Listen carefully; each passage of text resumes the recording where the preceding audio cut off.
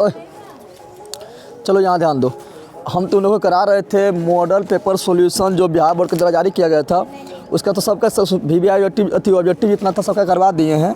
Subjective करवा रहे थे, ठीक है ना। सब्जेक्टिव में तुम लोग को साइंस करवा दिए थे। सब्जेक्टिव का क्वेश्चन का चाहे 2 नंबरिया 5 नंबरिया हो, और मैथ्स में भी 2 नंबरिया 5 नंबरिया करा दिए सब्जेक्टिव का। आज देखेंगे सोशल साइंस। क्या देखेंगे? सोशल साइंस में देखेंगे क्या, तो 2 नंबर वाला और 5 नंबर वाला देखेंगे, ठीक है। तो तुम लोग स्टार्ट कर दो। सभी सब्जेक्ट का हम VVI जो अभी तक कोई नहीं पढ़ा है उसके लिए देखो बताते क्या पढ़ना है। सभी सब्जेक्ट का VVI ऑब्जेक्टिव करवा दिए हैं, वो देखते रहो, ठीक है।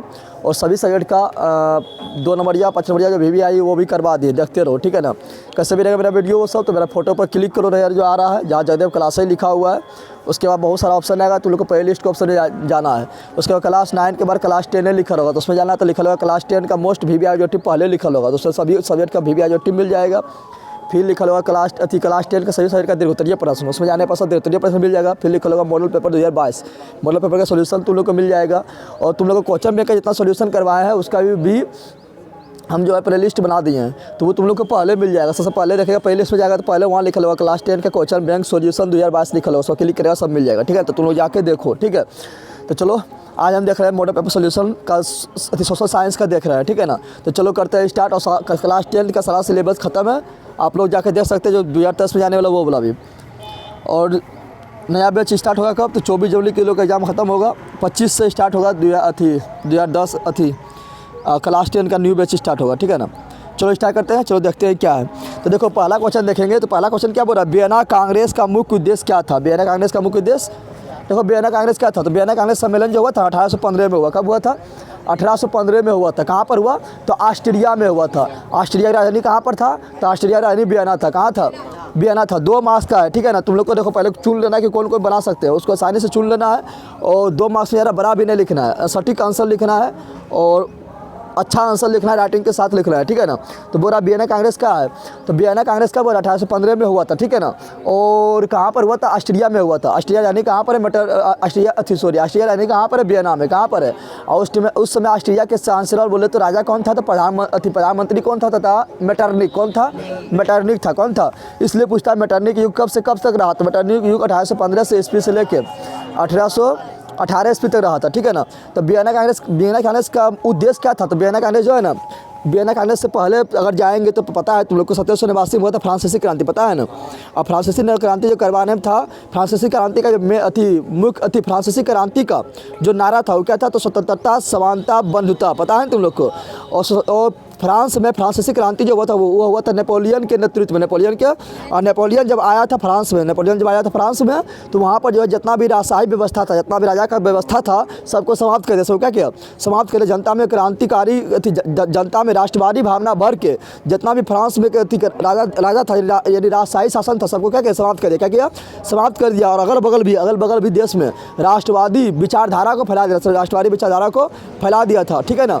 और संवैधानिक गणतंत्र का स्थापना किया था। संवैधानिक गणतंत्र का यानी संविधान के अनुसार अब शासन चलेगा। संवैधानिक गणतंत्र क्या कहता है? स्थापना किया था। लेकिन 1815 में क्या होता है? जब नेपोलियन पराजित हो जाता है, तो फिर वहाँ के ऑस्ट्रिया के चांसलर है और जो देश मिल के पराजित किया था, नेपोलियन को पराजित किया था, सब देश से सम्मेलन बुलाता है, ठीक है ना। कहाँ बुलाता था? ऑस्ट्रिया यानी वियना में एक सम्मेलन बुलाता है, जिसको बोलते हैं क्या? जिसको बोलते हैं ऑस्ट्रिया वियना कांग्रेस सम्मेलन। तो बोला उसी का उद्देश्य क्या था? तो वही बोलना है क्या। तो आप देखो इतना तो लोगों को समझाया है नियम कानून कैसे से क्या क्या चला था, ठीक है ना। तो वियना कांग्रेस का मुख्य उद्देश्य क्या था? तो नेपोलियन लिखना। वियना कांग्रेस का मुख्य उद्देश्य था नेपोलियन द्वारा यूरोपीय राजनीतिक व्यवस्था में जो परिवर्तन किया गया था, परिवर्तन तो समझ रहा है, राजशाही व्यवस्था को समाप्त करके जो संवैधानिक गणतंत्र का स्थापना किया था वही परिवर्तन किया है। तो जो परिवर्तन किया गया था उसको समाप्त कर दिया। उसको क्या किया? समाप्त कर पहले के व्यवस्था को ही लागू कर दिया। नहीं पहले वाला बोला ठीक है, तो पहले वाला नहीं था, लेकिन राजा क्या करेगा? अपना मनमानी करेगा। जब नेपोलियन पराजित हो गया तो वहाँ के जो सब लोग बैठक किया था वियना कांग्रेस में जाकर बोला पहले वाला व्यवस्था है ठीक है, फिर राजशाही व्यवस्था को थोप दिया। राजशाही व्यवस्था क्या किया? यानी फिर राजा का शासन आ गया, ठीक है। तो वही बोल रहा है क्या? वियना कांग्रेस का मुख्य उद्देश्य क्या था? तो नेपोलियन द्वारा यूरोपीय राजनीति में जो परिवर्तन किया गया, उसे समाप्त कर पहले यानी पूर्व का ही पूर्व शक्ति को ही संतुलन बनाए रखना, पूर्व का व्यवस्था ही लागू कर देना, पूर्व का व्यवस्था ही लागू कर देना, पूर्व का व्यवस्था ही लागू कर देना, ये सब लिख देना है, ठीक है ना।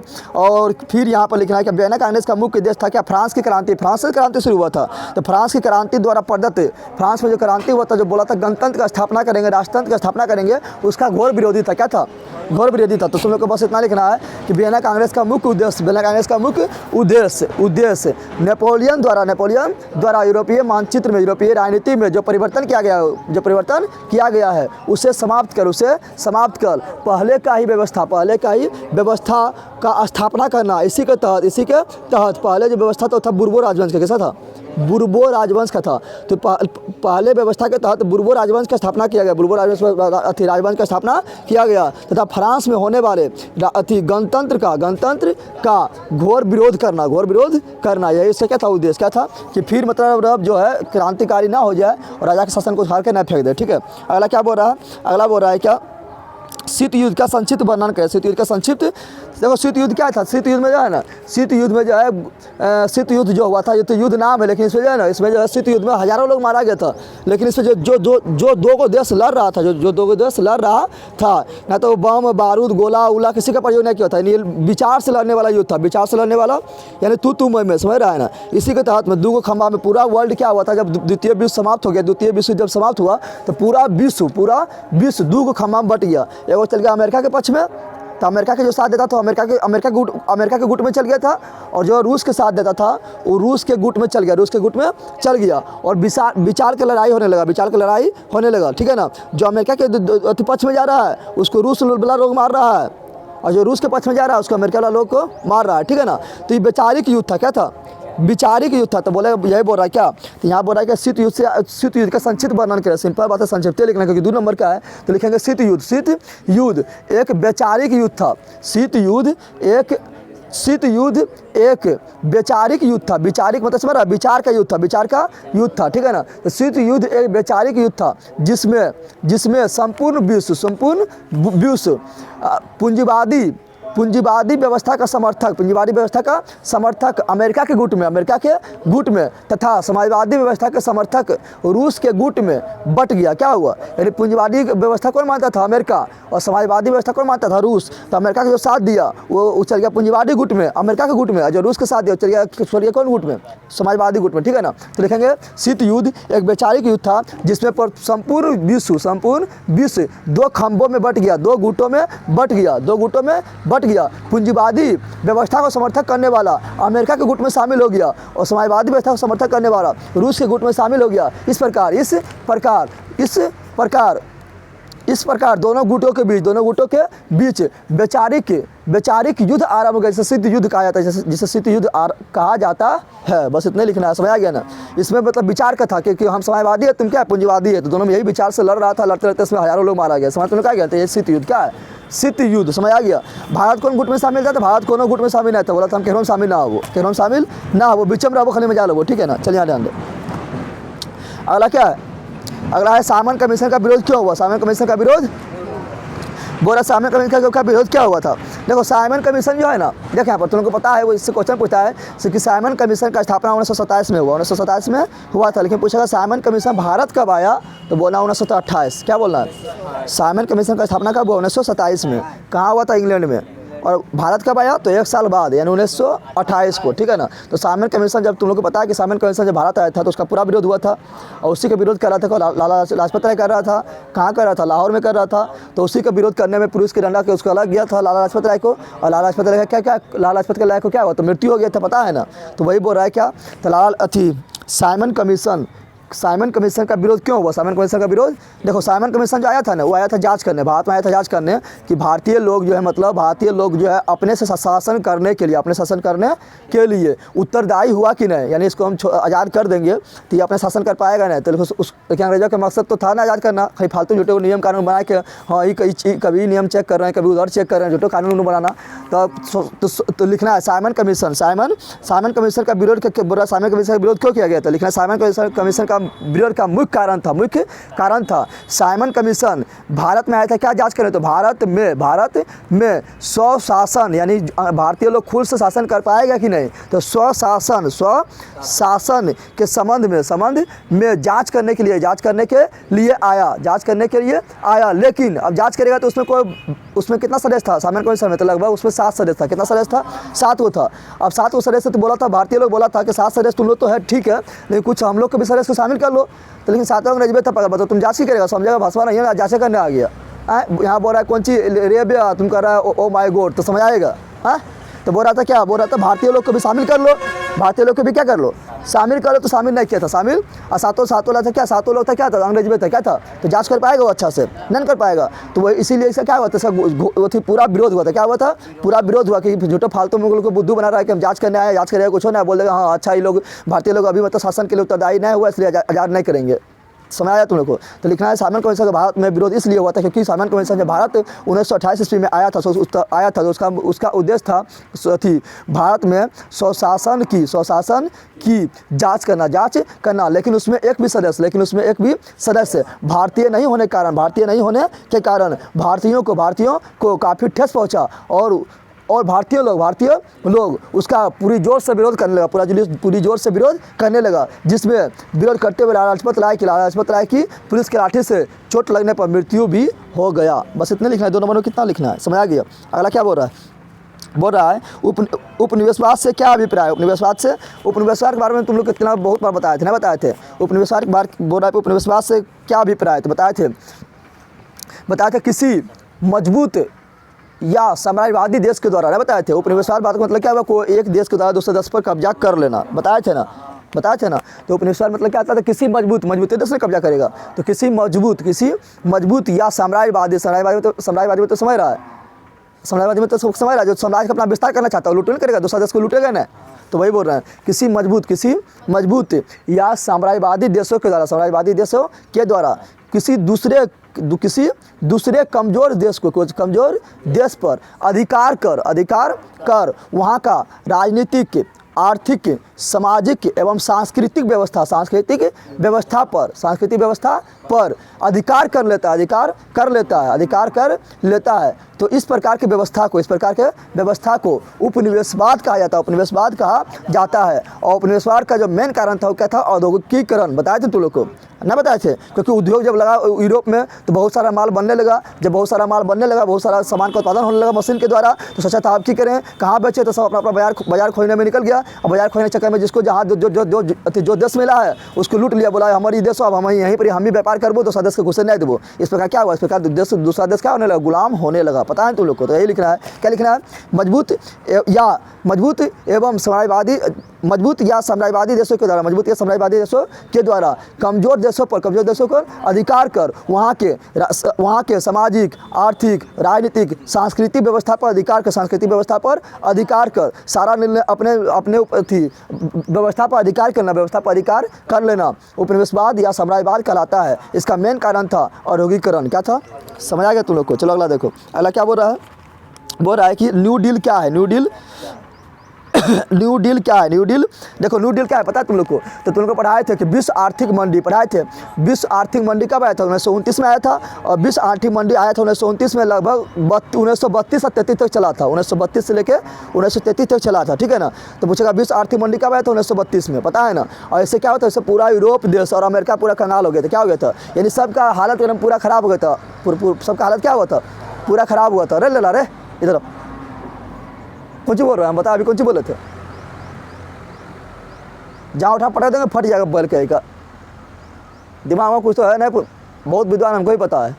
लेल बकलोल का एक चूहा उधर ताक रहा है, चूहा ऐसा। चलिए ध्यान दे। तो क्या बताते हैं विश्व न्यू डील क्या है। न्यू डील तो 1929 में क्या होता है बताया था। 1929 में आया था क्या, विश्व आर्थिक मंडी आया था। इससे पूरा विश्व का, खासकर यूरोप और अमेरिका का हालत एकदम पूरा खराब हो गया। क्या हो गया, पूरा हालत खराब हो गया। अर्थव्यवस्था पूरा एकदम जर्जर हो गया। सब लोग बेरोजगार हो गया, ठीक है ना। गरीबी फैल गया, बेरोजगारी फैल गया, भुखमारी फैल गया और सब चीज़ एकदम पूरा महंगा हो गया। क्या गया, पूरा महंगा हो गया। तो इसी से निपटने के लिए न्यू डील यानी नया व्यवस्था लाया, ठीक है ना। इसी से निपटने के लिए अमेरिका का उसमें राष्ट्रपति था फ्रैंकलिन डी रूजवेल्ट। क्या था, Franklin D Roosevelt, Franklin D Roosevelt, Franklin D Roosevelt एक व्यवस्था लाया जिसके तहत अमेरिका में कृषि के साथ साथ उद्योग के स्थापना पर बल दिया गया है। यानी जो कृषि और उद्योग जो नष्ट हो गया है आर्थिक मंदी के कारण, तो कृषि एवं उपनिवेशवाद के पुनः उत्थान के लिए बल दिया गया तथा अमेरिका में बेरोजगारी की समस्या, भुखमरी की समस्या, जन कल्याण की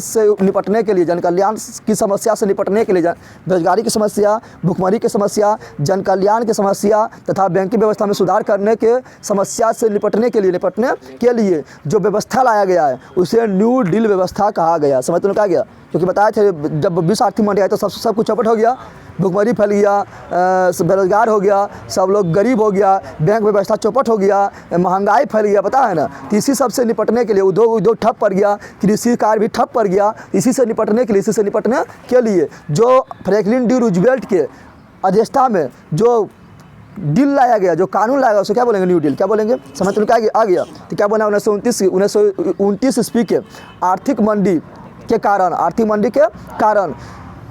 अमेरिका में भुखमरी, बेरोजगारी, गरीबी, ठीक है ना, भुखमरी, बेरोजगारी, गरीबी, उद्योग व्यवस्था ठप पड़ जाना, ठीक है ना, बैंकिंग व्यवस्था ठप पड़ जाना, सभी विकास का ठप पड़ गया। क्या हुआ? ठप पड़ गया। इसी से निपटने के लिए फ्रैंकलिन डी रूजवेल्ट की अध्यक्षता में कृषि एवं उद्योग को पुनः आगे बढ़ाने के लिए, बेरोजगारी, भुखमरी, गरीबी और जन कल्याण कार्य को करने के लिए जो व्यवस्था लाया गया, जो डील लाया गया, उसे न्यू डील व्यवस्था कहा जाता है। चलो अगला देखो।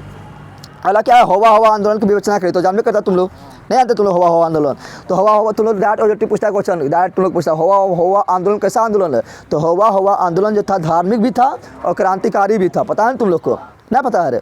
तो हवा आंदोलन कहाँ चला था? तो वियतनाम में चला था। कब चला था? तो 1939 ईस्वी में चला था। किसने चलाया था? तो हुइन फू सो। कौन चलाया था? हुइन फू सो। पता है तुम लोग को? तो बोला क्या? हवा आंदोलन 2 नंबर में तो ज़्यादा बड़ा थोड़ा लिखना है।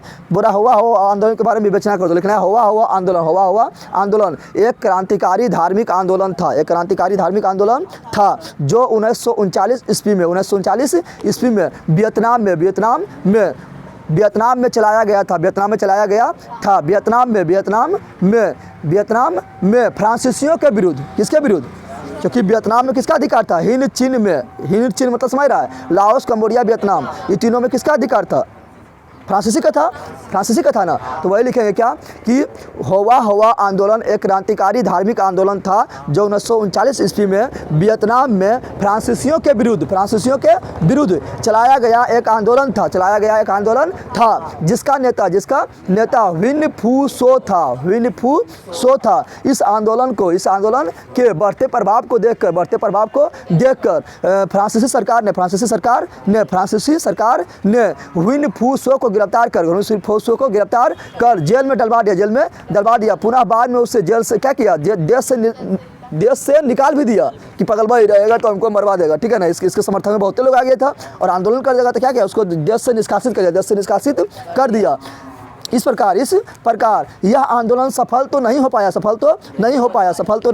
पाया, लेकिन वियतनाम में लोगों के अंदर राष्ट्रवाद की भावना को भर दिया था। 2 नंबर में कितना लिखेंगे? समझ में आ गया? बस लिख देना। चलो अगला बढ़ते हैं। अगला क्या है? रूसी क्रांति पर मार्क्सवादी का क्या प्रभाव था? तो हम पढ़े थे रूसी क्रांति तो पूरा कार्ल मार्क्स के कारण हुआ था। रूसी क्रांति जो हुआ था वो क्या है? पचमढ़िया ही है, ठीक है ना। लेकिन हम जो पढ़ाए थे क्या? तुम लोग पढ़ाए थे क्या पढ़ाए थे? तुम लोग को जो पचमढ़िया करा रहे थे, तुम लोग जाके देख लेना, ठीक है ना। सबका सब्जेक्टिव पर VVI करवा चुके हैं, चाहे दुनमरिया हो या पचमढ़िया हो या VVI ऑब्जेक्टिव हो, सब सब्जेक्ट के करवा दिए। तो लोग बोला फोटो जहाँ जो क्लास से लिखल है फोटो वहाँ पर है ना, मेरा फोटो पर क्लिक कर। तो बहुत सारा ऑप्शन है, पहले इसको समझ जाना तो क्लास 10 पे जाना, तुम लोग को A to Z मिल जाएगा, ठीक है ना। ऊपर में सब मिल जाएगा, ठीक है। तो जाके देखो तुम लोग, टाइम बहुत कम है। तुम लोग शेयर भी करो अपना दोस्तों के बीच। देख रहे जो मेरा VVI ऑब्जेक्टिव प्लस 3 तुम लोग देखिए ना है, उसको शेयर करो, ठीक है। दिखाओ मतलब जनरल क्लास के बारे में तुम लोग बताओ, ठीक है ना। चलो तो यहाँ क्या बोल रहा है क्या? रूसी क्रांति पर मार्क्सवाद का क्या प्रभाव था?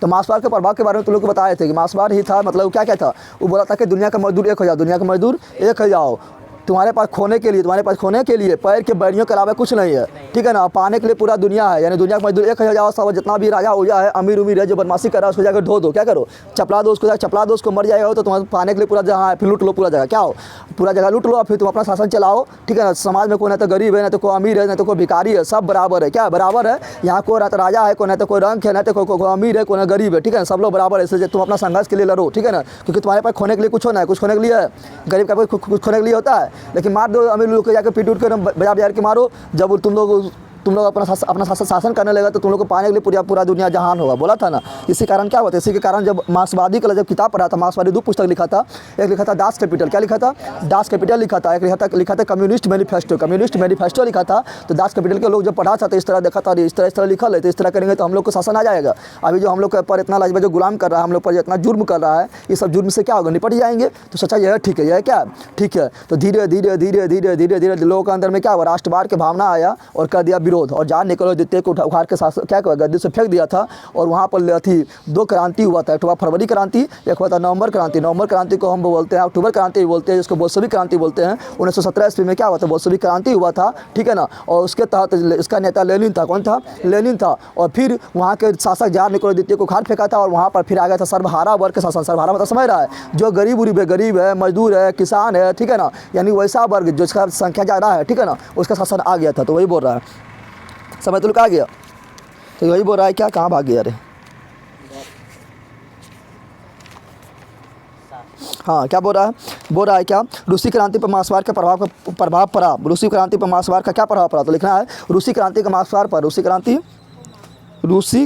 कहाँ भाग गया, रूसी क्रांति पर मार्क्सवाद का गहरा प्रभाव पड़ा। क्या लिखना है, रूसी क्रांति पर मार्क्सवाद का गहरा प्रभाव पड़ा है। उसका लिखना है मार्क्सवाद क्या था, तो लिखना है क्या, कार्ल मार्क्स ने वैज्ञानिक समाजवाद का स्थापना किया था, वैज्ञानिक समाजवाद का स्थापना किया था। और उसने 2 पुस्तक लिखा था, कम्युनिस्ट मैनिफेस्टो, जिसे समाजवादियों का घोषणा पत्र कहा जाता है, ठीक है ना। और एवं दास कैपिटल नामक पुस्तक लिखा, जिसे समाजवादियों का बाइबिल कहा जाता था। कार्ल मार्क्स का कहना था कि इस संसार में सभी लोग बराबर है, संपत्ति पर सभी लोग को समान अधिकार होना चाहिए, ठीक है ना। कोई न तो किसी के पास विशेषाधिकार नहीं है, विशेषाधिकार नहीं है। वह कहता था कि दुनिया के मजदूर एक हो जाओ, तुम्हारे पास खोने के लिए पैर के बैरियों के अलावे कुछ नहीं है, और पाने के लिए पूरा जहां है। इससे यह विचार धीरे धीरे फैलने लगा और धीरे धीरे रूस में राष्ट्रवादी भावना का विकास होने लगा, जिसके तहत रूस में 2 क्रांति हुआ, एक फरवरी क्रांति, एक अक्टूबर या नवंबर क्रांति, जिसे बोल्शेविक क्रांति भी कहा जाता है, जिसका नेता लेनिन था। इस क्रांति के तहत रूस के जारशाही शासन, जार निकोलस द्वितीय को शासन से उखाड़ फेंका और एक सर्वहारा शासन का स्थापना किया। सर्वहारा मतलब समझ गया ना, गरीब मजदूर किसान उसान, ठीक है, सब सर्वहारा क्या है, तो सर्वहारा वर्ग के शासन का स्थापना हुआ और रूस एक समाजवादी देश बन गया। बस ये सब लिखना है, समझ आ गया। चलो अगला क्या बोल रहा है, भारतीय राष्ट्रीय आंदोलन में महात्मा गांधी की भूमिका का उल्लेख करे, तो बताइए कि तुम लोग को नहीं बताए थे। लिखना है भारतीय राष्ट्रीय आंदोलन में जितना योगदान महात्मा गांधी का उतना योगदान बहुत कम, या लिखना है इस तरह लिखा है कि भारतीय राष्ट्रीय आंदोलन में जितना योगदान महात्मा गांधी का था, उतना योगदान बहुत कम भारतीयों का था। 1919 ईस्वी से लेकर 1947 ईस्वी तक जिस प्रकार भारतीय राष्ट्रीय आंदोलन में महात्मा गांधी सक्रिय रहा था, उसे देखते हुए इस युग को गांधी युग का संज्ञा दिया गया है। अब क्या योगदान था, लिखना है भारतीय राष्ट्रीय आंदोलन में महात्मा गांधी का निम्नलिखित योगदान था। एक नंबर लिख देगा, क्या लिखेगा, क्या तो बहुत सारा योगदान था, लिखते चल जाओ। क्या लिखेगा, तो महात्मा गांधी क्या हो रहा है, महात्मा गांधी ने लिखा गया क्या, सत्य, यहाँ ध्यान दे, सत्य एवं अहिंसा के बल पर, सत्य एवं अहिंसा के बल पर आंदोलन करना सिखाया था ना। दूसरा लिखना है, देश के नेताओं को मार्गदर्शन किया था, देश के नेताओं को मार्गदर्शन किया था किस प्रकार तुमको आंदोलन करना है, आंदोलन करना किस प्रकार उसका मार्गदर्शन किया था। तीसरा क्या लिखना है, स्वदेशी बहिष्कार, ठीक है ना, बताए थे तुम लोग को, स्वदेशी बहिष्कार, सत्याग्रह आदि का प्रयोग करना, आदि का पहली बार प्रयोग करना, आदि का पहली बार प्रयोग करना, देश के आंदोलन को जन आंदोलन बना देना। जन आंदोलन बताए थे ना कि असहयोग आंदोलन में क्या हुआ था, सब लोग चाहे गरीब हो, अमीर हो, राजा हो, रंक हो, फकीर हो, ठीक है ना, अति महिला हो, पुरुष हो, स्टूडेंट हो, बूढ़ा हो, ठीक है ना, सब वर्ग के लोग क्या हुआ था, आंदोलन में शामिल हो गया था ना। तो देश के आंदोलन को जन आंदोलन बना देना, जन आंदोलन बना दिया। फिर क्या कहता है, हिंदू मुस्लिम एकता पर बल दिया, हिंदू मुस्लिम एकता पर क्या किया था, बल दिया, जिससे अंग्रेज जो है दोनों को तोड़ ना सके, दोनों आपस में लड़ते ना रहे, दोनों मिलकर क्या करना है, देश को आजाद करना है। तो हिंदू मुस्लिम एकता पर बल दिया, हिंदू मुस्लिम एकता पर बल दिया, ठीक है ना। उसके बाद फिर लिखना है कि कई आंदोलन किया, जैसे असहयोग आंदोलन, सविनय अवज्ञा आंदोलन, भारत छोड़ो आंदोलन, ठीक है ना, कई आंदोलन किया, ठीक है, ये सब लिखना है। और इस प्रकार महात्मा गांधी कई बार जेल भी गए, ठीक है ना। इस प्रकार महात्मा गांधी आंदोलन करते हुए कई बार जेल गए, लेकिन वो हार नहीं माने थे। इस प्रकार महात्मा गांधी के भारतीय राष्ट्रीय आंदोलन में अहम योगदान था। बस लिखना है, महात्मा गांधी ने जो पढ़ा वही लिख देना है, ठीक है। चलो अगला अथी हो गया, बोला लोकतंत्र में सूचना का अधिकार की क्या भूमिका है। लोकतंत्र में सूचना का अधिकार तुम समझ रहा, सूचना का अधिकार मतलब कि हमको अधिकार है कि कुछ चीज़ के बारे में मतलब कुछ चीज़ जैसे कोई देश यहाँ भारत सरकार जो काम कर रहा है, ठीक है ना, कोई भी सरकार हो, ठीक है ना, वो जो काम कर रहा है तो काम किया तो कितना पैसा खत्म हुआ, कितना पैसा घोटाला किया, कहीं से पैसा सब तो लूट नहीं लिया है, कोई सामान बनाया तो उसमें कौन कौन सामान मिला के बनाया है, ये सब को मेरा क्या अधिकार है, क्या अधिकार है जानना, या क्या है अधिकार है। हम मानेंगे, सरकार से मांगेंगे रिपोर्ट की यहाँ पर जो ये थी बिजली विभाग में काम हो रहा है, या कहीं पुल बन रहा है, या कहीं पर मान लो इंदिरा आवास को बना है, ठीक है ना, या सरकार ने कोई बड़ा कारखाना खोला है, या कहीं पर क्या ठेका ले रहा है, तो उसमें कितना मतलब पैसा लगा है, कितना पैसा लगा है, कहीं सरकार जो घुसखोरी नहीं किया है, सब पैसा मतलब रख तो नहीं लिया है, कोई 2 नंबर काम नहीं किया है। ये तो मेरा अधिकार है जानना, क्या है अधिकार है जानना। सरकार से जब रिपोर्ट मांगे तो हमको रिपोर्ट हमको देना पड़ेगा, इसी को बोलते हैं सूचना का अधिकार। क्या बोलते हैं। और तुम लोग को ऑब्जेक्टिव पूछता है कि सूचना का अधिकार सर्वप्रथम कहाँ लागू हुआ था, राजस्थान से।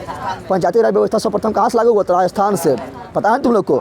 तो सूचना का अधिकार 2005 में लागू हुआ था, और पंचायती राज व्यवस्था जो है 2 अक्टूबर 1959 को राजस्थान से लागू हुआ था, और नगर निगम व्यवस्था चेन्नई से लागू हुआ था, पता है ना, तमिलनाडु के चेन्नई से, याद रखना, ठीक है। तो वही बोल रहा क्या यहाँ पर, बोल रहा है कि लोकतंत्र में सूचना का अधिकार की क्या भूमिका है, तो बहुत बड़ा भूमिका है। आज सूचना का अधिकार अगर नहीं रहता तो सरकार पर जाता तो मांगने कि हमको ये रिपोर्ट चाहिए, कितना तुम नौकरी दिया, मान लो नौकरी दिया है, तो कितना नौकरी दिया है, कितना नौकरी नहीं दिया है, ठीक है, कितना सीट खाली है, बताओ हमको, तो नहीं बताता। लेकिन सूचना का अधिकार तो उसको बताना पड़ता है ना। तो वही बोल रहा है क्या कि लोकतंत्र में सूचना का अधिकार क्या भूमिका है। लिखना है, लोकतंत्र में सूचना का अधिकार का काफ़ी अहम भूमिका है। इसके तहत हम सरकार से किसी भी चीज़ के बारे में जानकारी प्राप्त कर सकते हैं, और उसे जनता के समक्ष रख सकते हैं, जिससे क्या होता है, जिससे एक सफल लोकतंत्र का स्थापना होता है। अरे सिंपल बात है, लोकतंत्र कब सफल होगा, जब हम जनता के पास सरकार मानेगा, जनता को पूरा अधिकार मिलेगा, तभी है ना। तो जिससे एक सफल लोकतंत्र का निर्माण होता है, एवं लोगों का अधिकार का संरक्षण होता है। संरक्षण ना हुआ, तुम जो मांगा उसको मिल गया अधिकार, और तुम उसमें कुछ गलती किया तो तुम उसका विरोध करेगा, तो जिससे लोगों का अधिकार का संरक्षण होता है। इस प्रकार सूचना के अधिकार को लोकतंत्र का लखवाला भी कहा गया है। इस प्रकार सूचना का अधिकार लोकतंत्र में काफ़ी अहम योगदान है। बस हो गया। चलो अगला, राजनीतिक दल के 2 प्रमुख कार्य, तुम लोग को राजनीतिक दल के कितने कार्य बताए थे, तो 2 कार्य बोल रहा है। क्या चुनाव का लड़ना, पहला तो मेन का कार्य है चुनाव लड़ना ना है, और पार्लियामेंट क्या है, तो लिखना राजनीतिक दल का प्रमुख निम्नलिखित कार्य है। पहला काम कौन सी है, चुनाव लड़ना। कौन काम है, चुनाव लड़ना। तुम लोग थोड़ा शेयर कर देना, लाइक शेयर कर देना, ठीक है ना। तुम लोग को सामने इतना बक रहे हैं बंदर कहीं का। चलो यहाँ ध्यान दो, क्या बोल रहे थे, राजनीतिक दल का पहला काम क्या है, तो चुनाव लड़ना। तो चाहता है पहले चुनाव लड़बो, उसको जीतबो, जाके बैठ जीबो, उसका लूटबो, ठीक है ना। तो क्या होता है, पहला कार्य क्या है, तो चुनाव लड़ना। क्या है, तो लिखना राजनीतिक दल के प्रमुख निम्नलिखित कार्य है। 2 नंबर में पूछ रहा है ना, तो 2 पूछ रहा है तो तुम लोग को बताए थे राजनीतिक दल का लिखना है निम्नलिखित प्रमुख कार्य है। निम्नलिखित 2 पूछ रहा है तो लिखना है निम्नलिखित 2 कार्य है। 2 पूछेगा तो लिख देना 2 कार्य है, निम्नलिखित 2 कार्य है। पहला क्या, चुनाव लड़ना। दूसरा क्या, नीति निर्माण करना। ना बताए थे कि मतलब अपना नीति निर्माण करना कि हम जनता को कौन चीज़ बोल दे कि वोटा हमरे दे दे, वोटा बोल देगा, सबको मिलेगा कोई BMW कार, ठीक है, सबको बोलेगा मिलेगा 5 लाख रुपया अकाउंट में मिलेगा। ये सब क्या है, ये सब नीति निर्माण में बोला है ना, नंदबंदी ने बोला था सबको 5 लाख रुपया मिलेगा, बोला था खाता में। ये सब क्या है, सब नीति निर्माण करके बोल दिया है। अब मिलेगा कि नहीं मिलेगा पता ना है, तुमको मिलेगा कि नहीं मिलेगा कहना मुश्किल है, लेकिन उसको अकाउंट में 15 करोड़ जरूर मिल जाएगा। नहीं तो अपना अमीर हो जाएगा, जनता कुछ हो, ठीक है ना, बोलेगा सब सोचिए गरीबी दूर करेंगे, तो गरीबी दूर किसका करेगा, हम लोग का करेगा। वो अपना गरीबी दूर करता है, वो थोड़े बोला, खाली बोला था गरीबी दूर करेंगे। क्या बोला था, गरीबी दूर करेंगे, लेकिन बोला था किसका गरीबी दूर करेंगे, तो करता है अपना गरीबी दूर करता है ना। तो वही, तो ये सब नीति निर्माण, क्या है नीति निर्माण, तो वही बोल रहा है। क्या राजनीतिक दल के 2 प्रमुख कार्य बता रहा है, राजनीतिक दल के 2 प्रमुख कार्य, तो लिखा है राजनीतिक दल का निम्नलिखित 2 कार्य है। एक क्या चुनाव लड़ना, दूसरा लिखा है नीति निर्माण, अपना नीति का निर्माण करना, अपना नीति एवं कार्यक्रम का तय करना, अपना नीति एवं कार्यक्रम का तय करना। नीति बनाना है कि हमको बोलना जनता के सामने क्या कार्यक्रम रखना है कि जनता आकर्षित हो, ठीक है ना। फिर जनता को प्रशिक्षित करना, फिर सरकार चुनाव लड़ेगा ना, फिर सरकार का स्थापना करना, ये सब क्या राजनीतिक दल का कार्य है, राजनीतिक दल का क्या कार्य है, ठीक है। तो 2 ये लिखना है, समझ आ गया तुम लोग को। चलो अगला क्या है, अगला है संघीय शासन की 2 विशेषता का उल्लेख करें। संघीय शासन की 2 विशेषता का, संघीय शासन का देखो विशेषता हम तुमको बताते, लिखना है, देखो 2 पूछ रहा है ना, लिखना है संघीय शासन का निम्नलिखित 2 विशेषताएं हैं। निम्नलिखित 2 विशेषताएं, ये सब काफ़ी अच्छा क्वेश्चन है, तुम लोग को बताए थे। लिखना है संघीय शासन मतलब क्या होता है। संघीय शासन मतलब होता है क्या कि शक्ति का बंटवारा मतलब तुम लोग इसमें सिंपल समझो कि जहाँ पर तुम लोग को प्रधानमंत्री भी मिल जाए और मुख्यमंत्री भी मिल जाए, वो होता है संघीय शासन। क्या होता है, तो बता, भारत में प्रधानमंत्री मुख्यमंत्री मिलता है, तो भारत कैसा संघीय, कैसा है संघीय से सबसे अच्छा एग्जाम्पल कौन है, अमेरिका, पता है तुम लोग को। तो भारत भी क्या है, संघीय, क्या है, यानी यहाँ शक्ति का बंटवारा किया गया है कि प्रधानमंत्री तुम वहाँ पर दिल्ली में बैठो और तुम अपना शासन करो, पूरा देश पर कंट्रोल करो, हम यहाँ पर राज्य में हमको अधिकार दे दो, राज्य में हम शासन करेंगे, ठीक है ना, समझा गया। तो मुख्यमंत्री शासन करता है, तो इसको बोलते हैं संघीय, क्या बोलते हैं। और संघीय शासन के अंतर्गत होता है शक्ति का बंटवारा, शक्ति का, यानी इसमें 3 को सूची भी बना दिया है कि कौन कौन शक्ति पर कौन कौन काम करेगा, कहीं दोनों लड़ नहीं जाए। प्रधानमंत्री बोलेगा इन नियमों पर हम कानून बनेबो, और मुख्यमंत्री बोलेगा हम कानून बनेबो, दोनों लड़ न जाए, उठम पटकी न कर ले, ठीक है। तो उसके लिए क्या किया था, उसके लिए सूची बना दिया, क्या बना दिया, सूची बना दिया था। 3 सूची है, एक है केंद्र सूची, ठीक है ना, जिसको बोलते हैं संघ सूची बोलते हैं, एक है समवर्ती सूची है, एक है राज्य सूची। तो संघ सूची पर केवल कानून बनाने का अधिकार केंद्र सरकार बोले तो प्रधानमंत्री और उसका मंत्री लोग जो है तो केंद्र सरकार का है, ठीक है ना। समवर्ती सूची पर कानून बनाने का अधिकार दोनों का है, दोनों मिल के यानी राज्य सरकार भी बना सकता है और केंद्र सरकार भी बना सकता है। और समवर्ती सूची पर जो कानून बनाने का अधिकार, राज्य सूची पर जो कानून बनाने का अधिकार राज्य सरकार का है, ठीक है ना। इस प्रकार हम शक्ति का बंटवारा किया गया है, शक्ति का बंटवारा। लेकिन यहाँ पर पूछा गया कि संघीय शासन की 2 विशेषता का उल्लेख करें, तो लिखना है पहला नंबर, क्या लिखना है, पहला नंबर लिखना है क्या, शक्तियों का विभाजन। क्या लिखना है, शक्तियों का विभाजन, शक्ति का विभाजन किया गया ना, शक्तियों का विभाजन, शक्तियों का। दूसरा नंबर लिखना है संविधान की सर्वोच्चता, यानी संविधान ही सर्वोच्च है, संविधान के सामने कोई टरफर नहीं करेगा। हमारे देश के ऊपर न तो देश का सबसे बड़ा न तो प्रधानमंत्री है न राष्ट्रपति है, सबसे बड़ा कौन है, संविधान। कौन है, संविधान में जो लिखा हुआ उसी के अनुसार काम कर, अपना जब मन से टरफराना ना है तो 5 साल के बाद फिर उनको पटक के भगा देंगे, ठीक है ना। तो संविधान की सर्वोच्चता, संविधान की, ठीक है ना। एकीकृत न्यायपालिका क्या एकीकृत है, पहले क्या है, तो पहले जिला कोर्ट है, जिला से फिर जाओ तुम्हारे राज्य में जाओ, और राज्य से फिर क्या जाओ सुप्रीम कोर्ट, और सुप्रीम कोर्ट क्या है, परम है, यानी क्या है, सुप्रीम कोर्ट का फैसला अंतिम फैसला है, ठीक है ना। यानी सुप्रीम कोर्ट क्या है, एकीकृत, यानी तुम यहाँ जिला का कानून अच्छा नहीं लगा कि जिला में हमको फैसला अच्छा नहीं दिया, राज्य में चल जाओ, राज्य में नहीं दिया तो अच्छा चल जाएगा सुप्रीम कोर्ट, क्या है, तो एकीकृत न्यायपालिका है, क्या एकीकृत न्यायपालिका है। लिखित संविधान है, पता है तुम लोग को, भारत का संविधान क्या है, भारत का संविधान सबसे बड़ा संविधान है, और क्या है, लिखित है। क्या पचमढ़िया में पूछेगा तो लिख देना, हम तुम लोग को दूसरे नहीं बोल रहा है, लेकिन हम तुम लोग को कितने चीज़ बता दिए ना, बता दिए क्या बताए थे, पहले बताए थे शक्तियों का विभाजन बताए थे ना, फिर बताए थे तुम लोग को संविधान की सर्वोच्चता बताए थे, फिर लिखित संविधान बताए थे, एकीकृत न्यायपालिका बताए थे, एकीकृत न्यायपालिका बताए थे ना, बताए थे। ये सब लिख देना, दुइये लिखना है तुम लोग, क्या लिखना है, दुइये को, समझ तुम लोग आ गया, कोई दिक्कत है। चलो अगला, नगर निगम के आय के प्रमुख स्रोत क्या है, हम तुम लोग को नगर निगम के कार्य बताए थे ना, लेकिन यहाँ पर दिया आय, क्या पूछ दिया, तो नगर निगम के यहाँ पर क्या 2 नंबर पूछा गया तो ज़्यादा बड़ा लिखेंगे ना, लिखेंगे तो लिखो नगर निगम के जो लोग हम बताए थे कार्य क्या है, तो बताए थे नगर निगम स्थानीय लोग, नगर निगम वहाँ के स्थानीय लोगों को सुख सुविधा सुख सुविधा तथा उसके आवश्यकता को ध्यान रखते हुए निम्नलिखित कार्य करता है। बताए थे ना लिखा थे, सब बताए थे। गली, सड़क, पुल आदि का निर्माण करना बताए थे। गंदगी, कूड़ा करकट का प्रबंध करना बताए थे। स्वच्छ पेयजल का प्रबंध करवाना बताए थे ना, बताए थे तुम लोग को, स्वच्छ पेयजल का प्रबंध कराना। फिर बताए थे पशुओं एवं मनुष्यों के लिए स्थानीय हॉस्पिटल मतलब अस्पताल का स्थापना करना बताए थे ना। फिर बताए थे पुस्तकालय, छोटे छोटे स्कूल एवं क्या बोलते हैं उसको, उद्योग नहीं, उसको क्या बोलता है, बगीचा, बाग बगीचा जो होता है, ठीक है ना, उसका स्थापना करना, ये सब ना बताए थे। तो वही सब कार्य होगा, क्या होगा। लेकिन यहाँ बोल रहा है आय कैसे होता है, आय कैसे, तो आय होता है वहाँ के जो छोटा छोटा, मतलब जब कहीं मान लो मेला वाला लग गया, कुछ हो गया, तो उससे क्या करेगा, तो वहाँ से टैक्स लेगा, क्या लेगा, यानी उसको आया होता है तुम्हारे घर में क्या पहुँचा रहा है, पानी पहुँचा रहा है, स्वच्छ पानी पहुँचा रहा है ना, तो लेगा तुमको जल कर, क्या लेगा, जल कर। तुम्हारा घर उड़ के पास क्या कर रहा है, कूड़ा करकट के किससे सामान वामान ले जा रहा है, आता है ना, घर में तुमने सुना है कि गाड़ी वाला या कचरा निकाल, तो शहर में कचरा निकलता है ना, तो क्या लेगा, गृह कर लेगा, क्या लेगा, तुम्हारा घर को सुरक्षा करने के लिए तुम्हारा क्या लेगा, गृह कर, क्या लेगा। तो लिखना है कि उसका आय का साधन निम्नलिखित गृह कर, जल कर, क्या गृह मतलब समझ रहा है तुम लोग, गिरी मतलब बूढ़ी ने समझना, गिरी मतलब क्या होता है, गिरी मतलब होता है घर, क्या होता है, तो गिरी कर, जल कर और मनोरंजन कर, लिख देना है, समझ गया। मनोरंजन जैसे शहर और में कहीं पर मेला वाला छोटा लग गया, ठीक है ना, या कहीं पर कुछ लगा तो क्या लेगा, मनोरंजन कर भी लेगा, ठीक है ना। या कहीं पर क्या चिड़ियाघर है, या कहीं पर क्या है, तो कहीं पर सिनेमा घर भी है, तो सब क्या है, मनोरंजन, क्या है, समझ तुमने कहा गया। चलो अगला क्वेश्चन क्या है, अगला है लोकतांत्रिक शासन प्रणाली में राजनीतिक दल की भूमिका का विवेचना कीजिए। लोकतांत्रिक शासन प्रणाली में राजनीतिक दल की भूमिका का विवेचना, ये तो तुम लोग को बहुत बताए थे ना, बताए थे। बोला लोकतांत्रिक शासन प्रणाली में राजनीतिक दलों का भूमिका का वर्णन करें, भूमिका का वर्णन।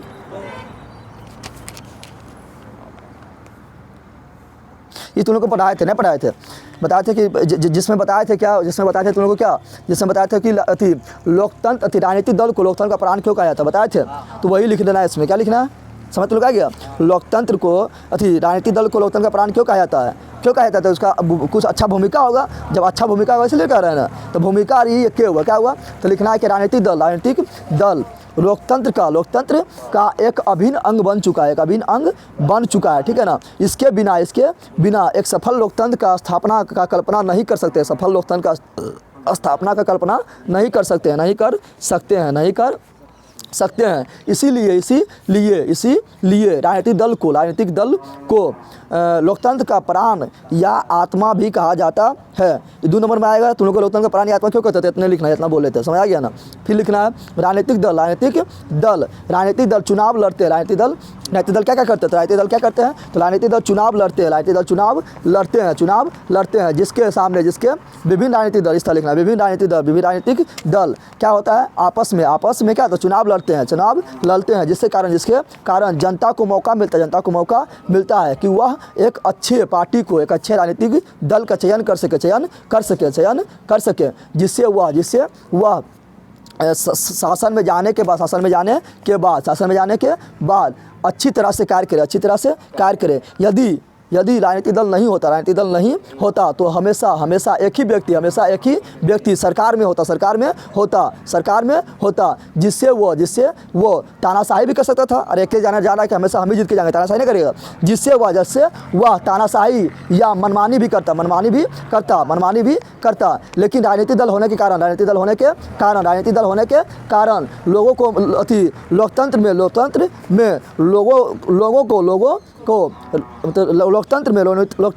में एक ही सरकार को मनमानी करने से रोकता है, और सभी क्या बोल रहा है, और सभी लोगों को समान अवसर प्रदान करता है। जिसको लड़ना चुनाव लड़ो को दिक्कत है, तो सभी लोगों को समान अवसर प्रदान करता है, और देश के विविधताओं को, चाहे वो गरीब हो, अमीर हो, हिंदू हो, मुस्लिम हो, सिख हो, ईसाई हो, ठीक है ना, कोई भी हो, तो देश के विविधताओं को आपस में सिमट लेता है। इस प्रकार देश के एकता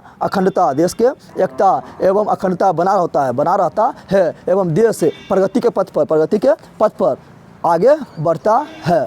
ठीक है, चलो आगे। अगला क्या है, जरूरी नहीं कि हम जो बोलेंगे किताब से मिलेगा, अपना दिमाग में जो आया अच्छा सटीक आंसर देने की कोशिश करते हैं, ठीक है ना।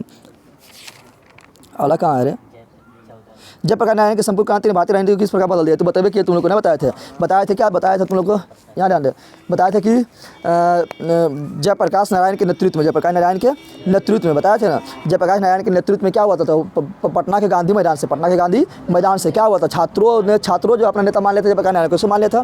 क्योंकि जो है ना, बताना है तुम लोगों को कि 1971 ईस्वी में इंदिरा गांधी ने, बताया थे ना, 1971 ईस्वी में इंदिरा गांधी ने गरीबी हटाओ का नारा दिया, गरीबी हटाओ का नारा दिया, जिससे यह नारा काफ़ी फेमस हुआ। बताया थे जिस प्रकार नरेंद्र मोदी ने बोला था अब की बार मोदी सरकार फेमस हो गया, अब मोदी बनिए गया है ना, बन गया है। मैं भी चौकीदार दिया था ना, हम भी चौकीदार, तो फिर वो फेमस हुआ, फिर बन गया ना।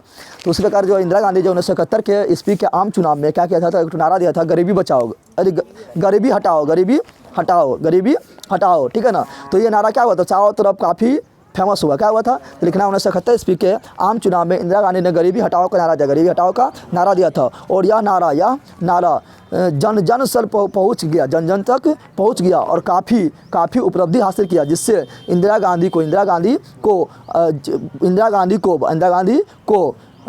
बहुमत से जीत मिला। अब गरीबी हटना था तो गरीबी हटे नहीं पाया, गरीबी हट गया। अरे गरीबी हटाओ मतलब क्या हुआ कि गरीबी मतलब हटना है, मतलब अमीर बनना है, लेकिन गरीब न हटा, गरीबी हट गया, समझ आ गया ना। यानी उस 1971 ईस्वी में क्या हुआ था? 1971 ईस्वी में हम लोग क्या कहते हैं? तो 1971 ईस्वी में ही हम लोग पाकिस्तान से बांग्लादेश को आज़ाद करवा दिया। क्या करा दिए? पाकिस्तान से बांग्लादेश को आज़ाद करा दिया। तो उस समय अमेरिका पाकिस्तान का परम मित्र था। तो अमेरिका जो है, कोई भी देश अगर बदमाशी करेगा या अमेरिका को लगा कि बदमाशी किया हमारे दोस्तों के साथ, तो कोई भी देश पर प्रतिबंध लगा सकता। तो भारत पर भी बहुत सारा प्रतिबंध लगा दिया कि तुमको अब ये नहीं कर पाएगा, तुमको यहाँ पर मतलब कोई भी देश क्या मिलता है? कोई भी देश से मिलता है सब्सिडी। क्या मिलता है? जैसे हम लोग को भी सब्सिडी मिलता है सरकार की तरफ, उसी प्रकार देश को अगर कोई गरीब देश उसको सब्सिडी मिलता है अलग से, वर्ल्ड बैंक से यानी विश्व बैंक से मिलता है, IMF से मिलता है, व्यापार करने में सुविधा देता है, ठीक है ना। लेकिन हम लोग को क्या लगा दिया? हम लोग को लगा रहे प्रतिबंध। क्या लगा दिया? तो अमेरिका ने भारत पर प्रतिबंध लगा दिया, जिससे कारण भारत में गरीबी, बेरोजगारी, भूख समस्या, ठीक है ना, काफ़ी हद तक बढ़ गया। क्या हुआ? काफ़ी हद तक बढ़ गया। इसी के विरोध में जयप्रकाश नारायण ने आंदोलन कर दिया और वहाँ के लोगों ने, वहाँ के छात्रों ने बेरोजगारी से लड़ने के लिए अपना नेता जयप्रकाश नारायण को मान लिया। और जयप्रकाश नारायण ने पटना के गांधी मैदान से संपूर्ण क्रांति के नारा देकर इंदिरा गांधी के विरुद्ध में निकल पड़ा, जिसका समर्थन अन्य राजनीतिक पार्टी को भी मिला। यानी जो राजनीतिक पार्टी इंदिरा गांधी के विरुद्ध में था, वो क्या कहते, उसको समर्थन कर दिया, ठीक है ना। जिस आंदोलन का समर्थन अन्य राजनीतिक पार्टी का भी मिला, इस प्रकार यह आंदोलन पूरे देश में फैल गया। और उसी समय इलाहाबाद हाई कोर्ट ने एक फैसला सुना दिया कि इंदिरा गांधी जो जीता है 1971 का आम चुनाव में, वो धांधली करके जीता है, यानी गलत तरीका से जीता है। इससे और आंदोलन आक्रोशित हो गया। जब इस फैसला सुना तो और आंदोलन आक्रोशित हो गया। और आंदोलन क्या हुआ था? आक्रोशित हो गया। तो इसे देखकर इंदिरा गांधी घबरा गया और देश में आपातकाल लागू कर दिया। देश में क्या कर दिया? आपातकाल लागू कर दिया। और इसके तहत कौन आपातकाल लागू किया था? तो आंतरिक अशांति के तहत, क्योंकि अंदर में हो गया अशांत, करके वो देश आपातकाल लागू कर दिया, ठीक है ना। और देश के सभी नेताओं को जेल में डलवा दिया। क्या किया? जेल में डलवा दिया, जिससे देश की जनता और इंदिरा गांधी से नाराज हो गया। आने वाले 1977 ईस्वी में होने वाले आम चुनाव में देखो 71 में से 5 होता है कितना? 76 होता है ना। लेकिन 6 साल शासन कर लिया इंदिरा गांधी, सबके जेल में डाल के। 5 साल नहीं करना चाहिए, लेकिन 6 साल शासन कर लिया, जेल में डाल के मनमानी करके, समझ आ रहा है ना। 6 साल कर लिया। तो 1977 में आम चुनाव हुआ। तो होने वाले 1977 के आम चुनाव में इंदिरा गांधी का भारी पराजय हुआ। अब पहली बार मोरारजी देसाई के नेतृत्व में गैर कांग्रेसी सरकार बना, पता है ना। इस प्रकार जयप्रकाश नारायण के नेतृत्व में छात्र आंदोलन, क्या बोला था? इस प्रकार जयप्रकाश नारायण के नेतृत्व में होने वाला छात्र आंदोलन भारतीय राजनीति को किस प्रकार बदल दिया? तो भारतीय राजनीति को पूरी तरह बदल दिया। जहाँ कांग्रेस का सरकार था वहाँ क्या आ गया? तो गैर कांग्रेसी आ गया। चलो अगला क्या? समावेशी विकास क्या है? समावेशी विकास समझ रहा है? समावेशी विकास मतलब समानवेशी, यानी हर दिशा में विकास हो, क्या हो, हर क्षेत्र में विकास हो, क्या बोलेंगे समावेशी विकास, क्या बोलेंगे? तो बोला वही समावेशी विकास क्या है? समावेशी विकास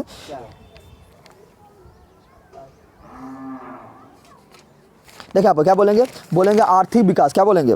समावेशी विकास मतलब क्या हुआ कि हर क्षेत्र में विकास हो, कोई भी क्षेत्र अछूता न रहे, कोई भी क्षेत्र अछूता न रहे, ठीक है ना? हर क्षेत्र, चाहे वो शिक्षा के क्षेत्र हो, बेरोजगारी का क्षेत्र हो, नौकरी के क्षेत्र हो, ठीक है ना, गरीबी के क्षेत्र हो, या या रोड निर्माण करने के क्षेत्र हो, ठीक है ना, या हॉस्पिटल निर्माण करने का क्षेत्र हो, ठीक है? तो हर क्षेत्र में विकास हो, हर क्षेत्र में विकास हो, सब बोलते हैं समावेशी विकास, क्या बोलते हैं? तो वही बोल रहा समावेशी विकास से आप क्या समझते हैं?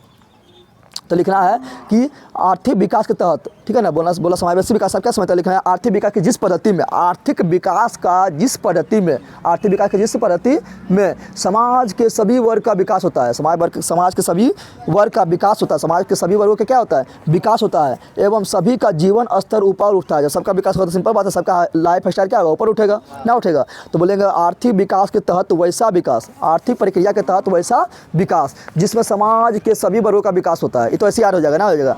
समावेशी विकास नाम पता चल रहा है ना, पता चल रहा है। तो बोलेंगे वो आर्थिक प्रक्रिया के तहत वैसा विकास जिसमें समाज के सभी वर्गों का विकास होता है, ठीक है ना, और सभी का लाइफ स्टाइल यानी जीवन स्तर ऊपर उठता है। जीवन स्तर क्या होता है? ऊपर उठता है। और समाज का कोई भी वर्ग लाभ के पद से, विकास के पद से, ठीक है ना, लाभ के पद से या विकास के पद से वंचित नहीं होता है, ऐसा विकास को समावेशी विकास कहा जाता है, ठीक है? यही लिखना है।